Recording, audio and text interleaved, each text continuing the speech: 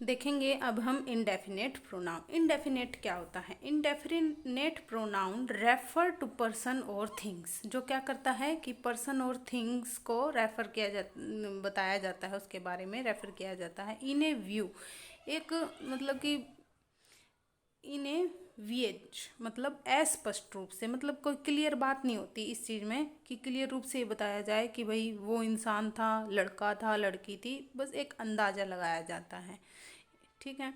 On journal वे, एक साधारण इंसान में, जैसे कि दरवाजे पर कौन आया है, क्योंकि पता तो है नहीं कौन आया है। They do not refer them in particular, मतलब पर्टिकुलर किसी को रेफर नहीं करता कि कौन आया है, पोस्टमैन आया है या पुलिसमैन आया है, कोई भी, या कोई गेस्ट आया है। तो इसके लिए हम जो अस्पष्ट रूप से जिन वर्डों का हम यूज़ करते हैं वो इनडेफिनेट प्रोनाउन के अंदर इंक्लूड किए जाते हैं। जैसे कि everybody, somebody, anybody, everyone, someone, anyone, no one, everything, something, and anything या नथिंग। ये सभी ऐसे वर्ड हैं जो कि पर्टिकुलर नॉमिनेशन को नहीं दिखाते। तो ये आप राइट डाउन कर सकते हैं इंडेफिनेट प्रोनाउन के अंदर। फिर देखते हैं नोट। जब, देयरफॉर, सम, ऑल, मैनी, वन, एनी, इनके साथ हम नाउन का यूज़ करेंगे। एक बार और मैं आपको बता दूं, जब भी हम सम, ऑल, मैनी, वन, एनी, इन सब के साथ अगर नाउन का यूज़ करेंगे तो ये प्रोनाउन का फंक्शन नहीं होगा। ये किस चीज़ का फंक्शन नहीं होगा? प्रोनाउन का फंक्शन नहीं होगा,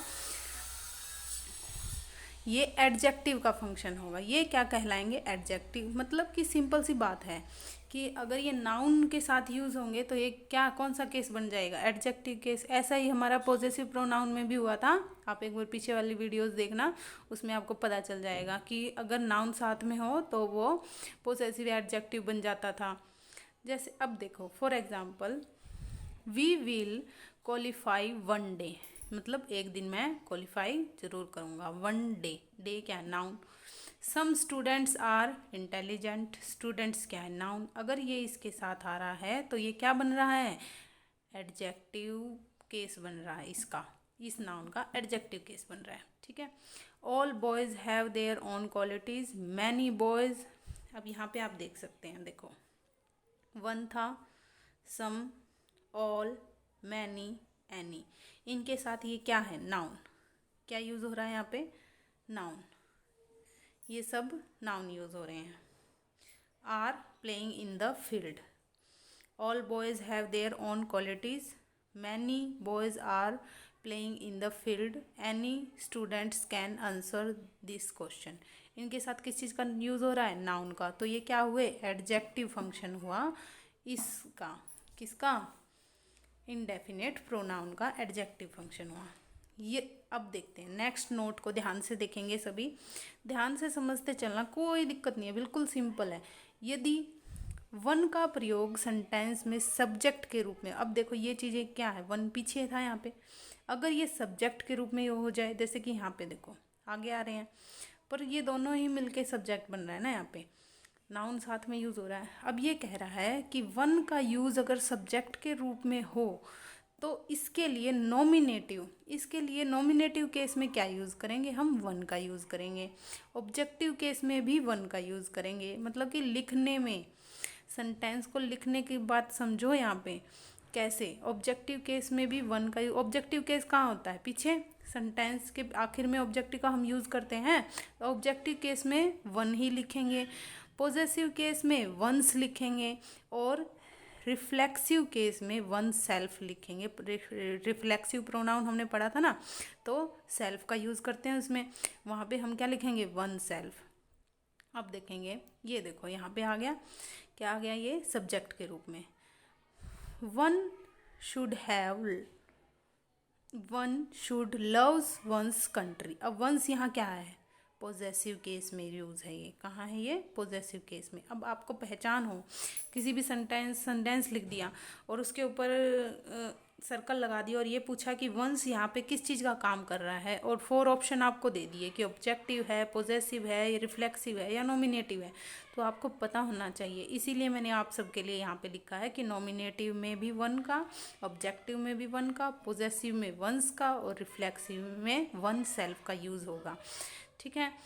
one should help oneself. देखो, one should have help oneself. ठीक है। अब वन सेल्फ आ गया ना। अब ये आपसे ऐसे पूछा जा सकता है और आपको वैसे भी इसकी नॉलेज होनी चाहिए। अब हम आगे देखते हैं, इस नाउन काइंड्स ऑफ नाउन को आज कंप्लीट करते हैं। सम तथा इससे बने मतलब सम और इससे बनने वाले प्रोनाउन का यूज़ अफर्मेटिव सेंटेंस में होता है।